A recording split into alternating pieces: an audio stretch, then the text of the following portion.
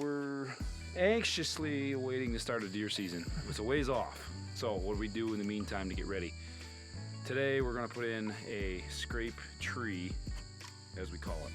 I've used sumac on this before, and that literally just involves cutting a decent sized sumac, burying it in the ground. The deer love to rub on it.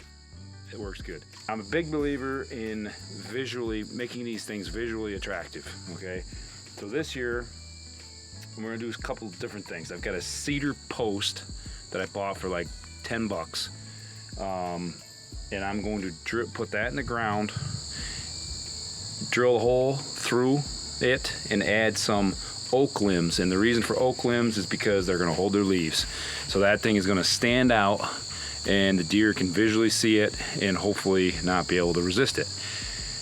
Where do we use these and why do we use them? All right, in New York, we can't bait and or run any mineral, okay?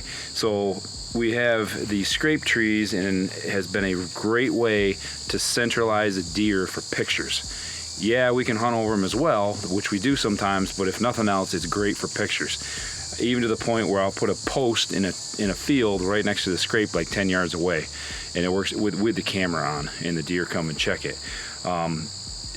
Also, just as important as getting the picture is in a field setting, or even in this case behind me, a food plot setting where maybe the plot is wider than you want to shoot from your stand. So by putting one of these 20 to 30 yards from your stand, it's going to attract deer in general, does and bucks, to check these and bring them in for a closer bow shot.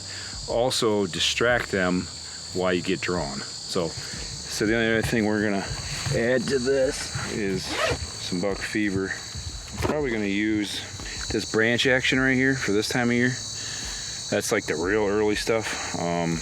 You know, they're not scraping the ground yet, but they're definitely working these overheads. So I'll put a little of this on there just as extra. And then probably in another, right around velvet shed, I'll come in and actually spray this post with the forehead gland too, and that'll make it even more attractive. If you want to get real technical on this stuff, we're gonna be hunting that blind likely with a wind blowing this way from the west or northwest. That puts our wind over this field. However, a buck that's going to be bedded back here and over here has the ability to come downwind of this still, but not get our wind in the blind.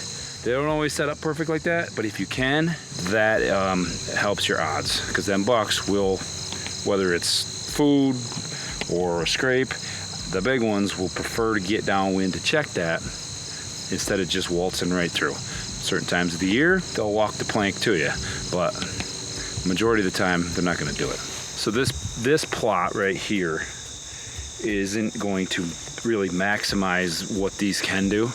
In a big agricultural field, we had this buck 2 years ago that I killed.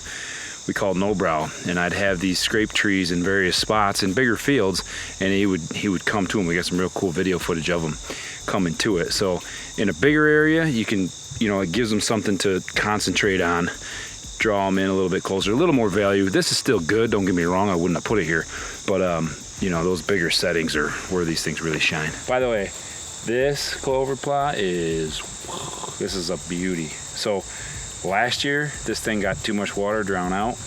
This year, dry year, these things are money. Like, I came in here and just overseeded the weak spots, and I mean, there's like no weak spots now. It's pretty, looks great. A couple mowings, I mean, there's barely any weeds. So plant one of these trees in and you'd be surprised how much activity you get, especially from the bucks.